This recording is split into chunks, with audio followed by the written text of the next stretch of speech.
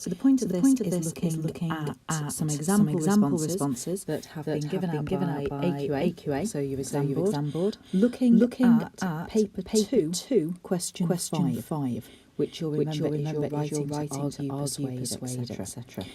Now for this you can get asked to write an article, a letter, a speech or an essay.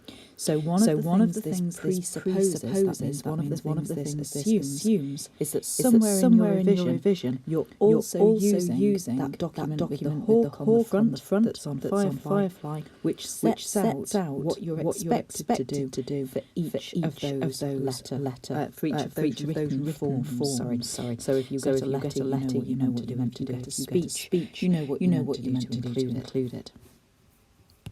I thought it would be useful to look at some different examples, and these go all the way up from band 1 to band 4. And just in case you have a handwriting issue in terms of reading them, just looking through them with me. So you can see here you've got the question, snow seems like it's picturesque, exciting and fun, but in reality it causes accidents, inconvenience and economic disruption. Write an article for a broadsheet newspaper in which you explain your point of view on this issue. Now, with this thing, your point of view, I would advise that you weigh up whether you're doing for or against. Okay, now your point of view might be that you're kind of confused between the two of them and you think both things and you're going to work it out. I'd really recommend that you do some planning and you make sure you've got a really good structured argument before you even start writing. So looking at this one then, dear editor of the newspaper, well, if you look at the criteria, that isn't something for an article. Okay, so it says article, so you don't need dear editor of the newspaper. Even if you did want to write a letter to the editor as a letter, you'd start it with dear sir. So looking at this, I am writing to you to tell you that snow is very bad. That gets a simple awareness of purpose. It's actually answering the question. This is because when people are going to work, their car might get stuck and they won't be able to move again. Or if they do not move, or if they do not, can their train, bus, taxi or plane might get cancelled. So that's why it's bad. So you can see there's actually all sorts of like little niggles there. They've used text speak, but they've got a credit for simple vocabulary and some evidence of conscious punctuation. There's a paragraph, which is good. Children love playing in the snow because they like throwing it at each other and making snowmen and snow angels. That's why kids like it, but not adults. So you can see actually that out of 24 that gets 6 marks, and out of 16 for technical it gets 4 marks. You need to be aiming higher than that. Next one up, so saying same question, is snow really that lovely? Well, that's a better opening, isn't it? Starting with a more catchy rhetorical question, and they've also got the article kind of format right. Many people believe snow is just a bit of fun and that it will go away within a few days, but it's the trouble it leaves along the way that people get worried about. So you can see there that's been credited because, look, it is actually matching the purpose. It's addressing that comment and it's addressing the task. The car accidents increased by 10% as drivers cannot control their car, or it should be their cars, and this results in more injuries and lives that are being put at risk. Now, looking at that, I advise this person not to use statistics because the exam board say that they get a lot of people making up statistics and it doesn't work. Don't do it. Don't be tempted. But the other point, in times of bad weather, car accidents increase and lives are being put at risk, well, that's not a bad argument at all for talking out against snow. It becomes a great inconvenience when the gritters don't come out, as then roads become slippier and drivers have to shovel out their cars in the morning. Again, it's another reason. There's some good vocab. It might not be spelt correctly, but good vocab in terms of inconvenience. Moving to the page. Which wastes more time. They've attempted a paragraph, not quite got it. The picturesque, exciting and fun snow just happens to ruin and disrupt the local economy. That's more emotive language, which is good. As many high street businesses maybe, cannot open as they're not able to get into work, and customers don't bother because they will probably get stuck along the journey. Buses stop when it snows, which ruins a lot of people's plans and pickup services. Now, if you look at what's been highlighted here, you've got some accurate, some inaccurate spelling. So they've gone for business and they haven't quite got there. Remember, it's bus inus. They've not quite got customers. They've got, actually, depending on that, maybe if we do that, they have got journey. There's linked and relevant ideas that they're getting credit for. Slippy snow gives many reasons not to get from one place to another. Okay, they need an extra P on slippy, and in fact, it's better to say slippery. But it's another reason, and it's linked and it's relevant. It also traps people so they get stuck in one place. Would you want to get stuck on the road? And look, the examiner here has realised that they're varying their sentence forms. They've actually used that rhetorical question. Although children may find snow amusing, and can you see here that they've hit sustained attempt. They've kept on going. They've written, beginning to write enough to show that they can really, really stay on track. Although children may find snow amusing, it's a big nuisance, spelt wrong, but good vocab, that makes everything come to a stop. Work, school, everything shuts down, and it puts on loco mode, till the weather picks up. Young drivers have to take a break when the snow comes trickling down from the white sky and it creates a very lonely atmosphere. It said conscious use of vocabulary. They've gone for that ambitious vocabulary and been credited with it. Overall, I feel that snow is dangerously cold weather that is made to look pretty and sparkly. However, it's just an illusion. That is really good. That idea is sparkly, but just an illusion, an atmosphere. It's going to give them that conscious use of vocabulary. Their examiners noticed that they're really trying. So here you get 11 out of 24. And you can see it says some successful communication, sustained attempt to match purpose, increasing variety of linked and relevant ideas, not sufficiently developed or organised for level 3. So I would be saying to this candidate, you need to put more detail in, you need to develop, you're probably going to need to plan more. If this was you writing this now, I'd be saying get practicing, you've still got time. Here the mark out of 16 attempts a variety of sentence forms, but not always accurately demarcated. Demarcation means full stops, commas, it's colons, semicolons, anything that's breaking up your sentence.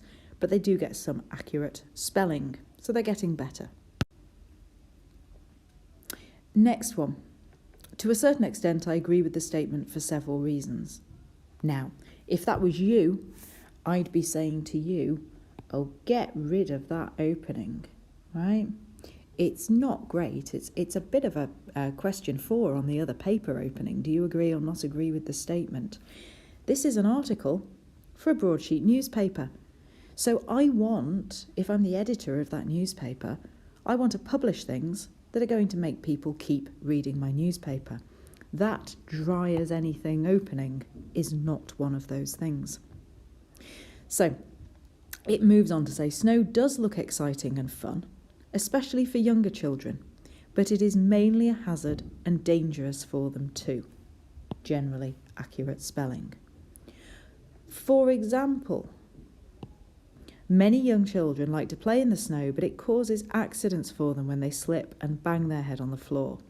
However, so actually there's linking going on. This is a big deal because it means that you're linking your points together with that conjunction.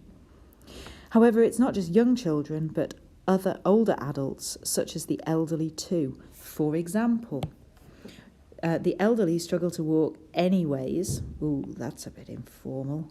Okay, anyways, no, anyway, on a daily basis. And when it snows, it creates an even bigger hazard for them, as they can't step out of the house for important reasons such as medical appointments. Therefore, it creates a danger for both the elderly and young children. Great, you've got a range of connected ideas, you're on task, and you've got accurate use of discourse markers. You've got however, for example, and therefore. This shows me that that person is linking their ideas. I'd kind of expect this to have been a bit more planned than the other two. It's proven that 48% of people have fallen in serious injuries due to the snow. Wouldn't you say that's a danger for them? Now, have you noticed that the credit that gets is matching to purpose and audience? Let's kill the statistic, right? Let's just get rid of that. AQA, they don't want to see it. I'm not sure that person hasn't made it up. Really, 48% of people who fall over get serious injuries in snow? Half the population? No, don't do statistics. Next paragraph. Another problem or disruption, good vocab, that it causes is about school. Oh, look, there's a colon.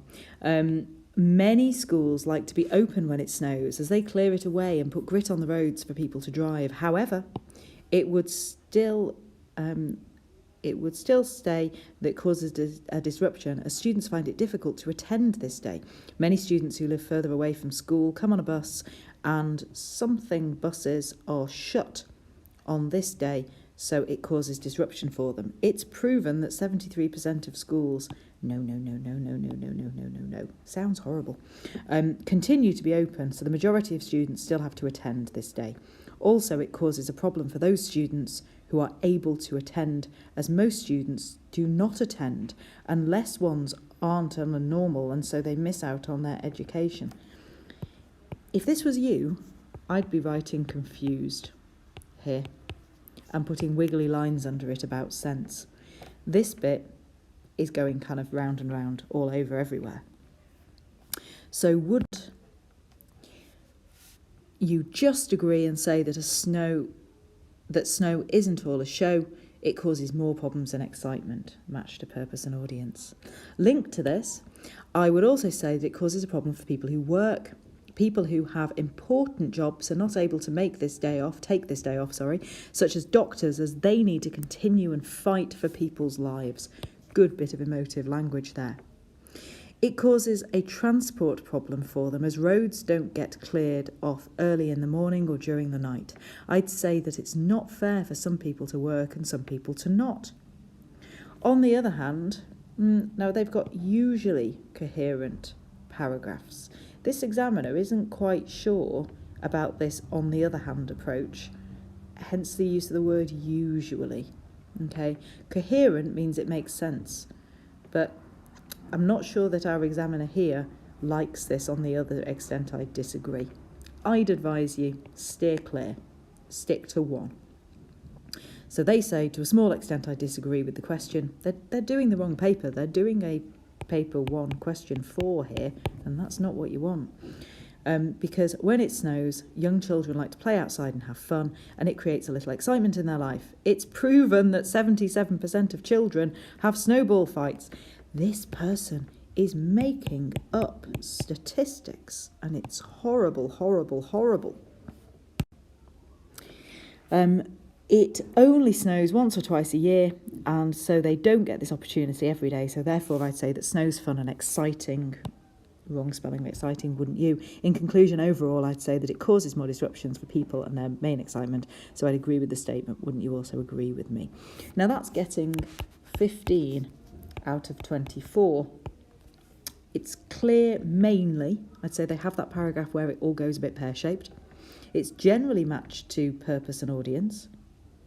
There's a range of connected and developed ideas, and it's been linked with discourse markers. It's been linked with those linking phrases. Out of 16, they're getting 10 because they mostly know what they're doing with basic full stops and things. They've done themselves loads of favours by putting that colon in, because actually it's a more sophisticated, it's a more complicated way of setting out the markings for your sentences. Generally accurate spelling, they've got credit for their vocab. Getting even better. So snow. The joy and or sorrow that floods into our bodies when we wake up in the morning to see that cars are camouflaged in the driveway by a wash of a white substance. Snow. Thinking of endless things to do on our bucket list of the day, which somehow always manages to include the outdoors, i.e. building a new friendly snowman before it melts onto the ground later, sledging down a steep hill for a local and free exhilarating ride, and snowball fights with the ones you love. Snow. It somehow excites you and motivates you for the most common thing associated with the cold weather, Christmas time. Right, so just looking at that bit, look at all the bits they've done. They seem to have planned so they're getting that repetition at the start of the first 3 paragraphs. That shows me that they're actually consciously crafting. Now this person's forgotten to start a new paragraph. They've got the device, you can see snow 1, snow 2, snow 3, but they've gone back and put in this double /, which means, oh, I forgot to put a paragraph in. I'm going to put it in now, right? Best case scenario, you paragraph.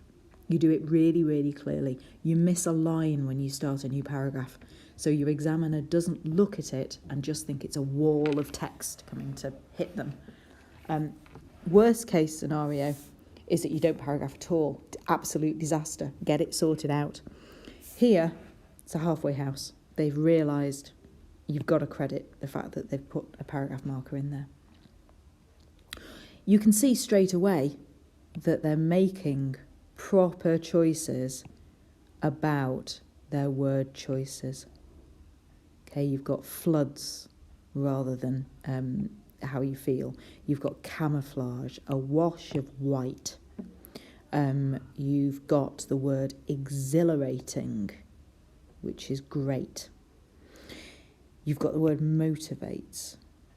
Okay, and then you've got a semicolon there. And all of a sudden I'm thinking, this is a decent candidate. They're doing well here.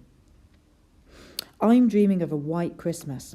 So look, all of a sudden, wide range of accurate punctuation. You've got your semicolon, and all of a sudden they've quoted the line from the song. And putting the quotations in means that they've used inverted commas correctly. And they're starting to hit that is doing a range bit. They're developing a sense of humour, which is appropriate for an article. You might get a topic where it's not appropriate, but if it is appropriate, you can kind of develop that voice. So, it makes you think of Christmas, unless, of course, the snow randomly comes in April, which is no surprise for the British weather. And Christmas Day ends up looking like any other normal day. The snow makes the day special no matter what the occasion. Notice their paragraph. It's also the telltale sign of the utterly ecstatic feeling of receiving. I'm just going to note that they've spelled receiving incorrectly. The news that work or school is cancelled. That, my friends, that's a nice development of voice and tone, which is appropriate for a newspaper article about a kind of not entirely serious tone, is why you want to thank the snow. Work being cancelled for the day is the best possible outcome. Snow. Here's our new paragraph number 4. It isn't just linked to brilliant events taking place, but what about its appearance? Question. The crisp white colouring is the definition of picturesque created by Mother Nature herself. Watching out of your window in your pyjamas as a 5-year-old kid, gazing as the aesthetically pleasing means good looking. Okay. Minuscule snowflakes that clump together to create a gigantic wash of mouldable snow. Some great vocab in there. Wash of mouldable ground, in fact. That's really nice. And you're saying all of a sudden the effect of snow is to make the ground kind of malleable, mouldable. The right word for mouldable is actually malleable. but I know what this candidate means, and I'm pleased that he or she has gone for that vocab. Cars being camouflaged in the driveway by a wash of white substance, the overall joy that floods into our bodies. And their examiner has noticed that they're echoing back to what they've already said, and they're using that to round up positive aspects before moving on to negative. Now, this is the second candidate we've had who's done both ways, and they can get away with doing that on this question because it's point of view. Be really, really careful. Lots of the questions say for or against. And if you misread that and start doing both sides, all I'd do is cross this bit out, because I'm only going to mark one way, because otherwise you haven't answered the question. But here, because it's point of view, they can get away with it. I'd really advise you not to try. Pick a side, stick with it. So surely after what I've just described, you think they don't exist, but they do. Snow. That's example number 5 of that technique. It's a force to be reckoned with. You may think that we have the upper hand, but you are sadly mistaken. Okay? They're getting credit for that tone, that kind of really nice development of voice. The snow can make your practical day a living nightmare. Let's create a scenario. You've planned this day for weeks. Sentence demarcation. They're doing that semicolon correctly. Visiting family down south in the hope to catch up before Christmas Day seems simple, right? Wrong. You have to catch 2 trains with a 15-minute drive to the station and a 20-minute drive to your parents' house. House of your parents. They've got the apostrophe in the right place. Of course, should be a comma. On a normal day, this would be simple, but tiresome. However, when you wake up and see a wash of white and snow, a wash of white fills up your eyes, suddenly annoyance creeps up your spine. They get credit for that conscious, really descriptive idea. It is new. I'd put a dash in there. Your enemy. The snow is too thick. Therefore, the trains and buses are cancelled and the traffic is never ending. Can't see what that says. Oh, never ending doom, maybe. Can you see why I go on about handwriting? Inconvenient. Cars are the only option to travel along with walking. Vehicles are dangerous in this weather, skidding, slipping and sliding. Triple. Nice. There is the risk of no control leading to accidents. They haven't quite realised that they don't need to do that when they've paragraphed anyway. When snow is fresh, it is fun most of the time. However, the real problem lies when it melts into thin ice. In my opinion, slippery roads and pavements are the worst conditions. Vehicles instantly have a loss of control which could lead to frightening events occurring. However, being a pedestrian, there's always the chance of falling over and being publicly embarrassed. Although it's not much of a big deal, no one likes being laughed at. That is the sorrow that floods into our bodies. Ooh, trying to link beginning with end. Snow, you either love it or hate it. You can decide. Now, if you look at what you're getting there, that is getting 21 out of 24. Its accuracy is getting, out of 16, it's getting 15. Now, that might surprise you, but the mark scheme bears in mind that you're doing this in controlled conditions. Word of warning, these are examples from AQA. Some of the ones we've had back, which have been 21s and 15s, have actually been a lot better than this. My advice to you is that you do the absolute best you can. You're going to get it marked, you're going to get a mark put on it. But just have a look at what you can appreciate from these examples. This is not full marks, okay? That's not full marks. And actually, that's not full marks. Let's concentrate on doing the best that you can do. And that's the end of the booklet. So you've got here convincing, convincingly matched, highly engaging, range of developed complex ideas, full range, high level of accuracy. So what are you going to do from now on in terms of looking? Okay, so that's at revising.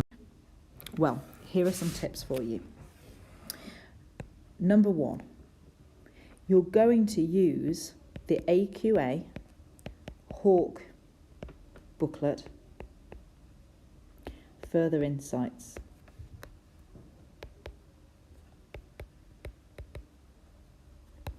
If you can't find that on Firefly, I want you to Google AQA Paper 2 Further Insights Language. In there, you'll find a list of what to learn for each genre. Make sure you're happy with that. Number 2, I want you to revise semicolons. Okay?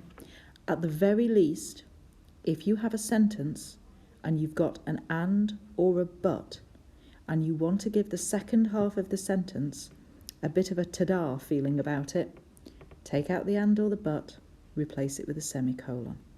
So on our example, on our kind of topic today, snow is dangerous and it brings life to a grinding halt. Using that rule, what would you do?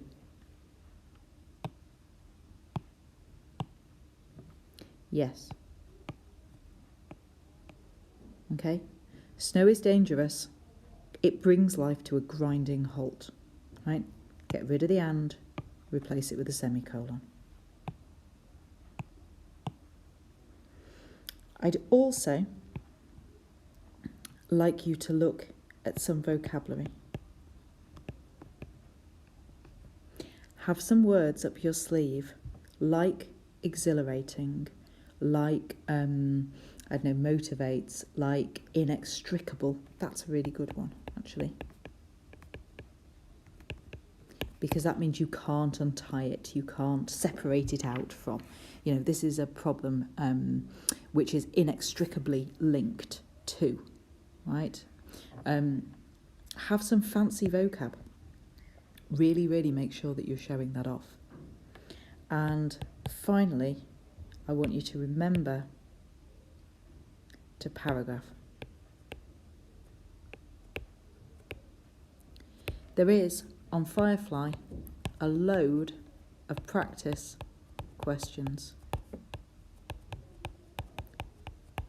Find them, plan them, practice doing fancy things with your writing. Okay? Good luck.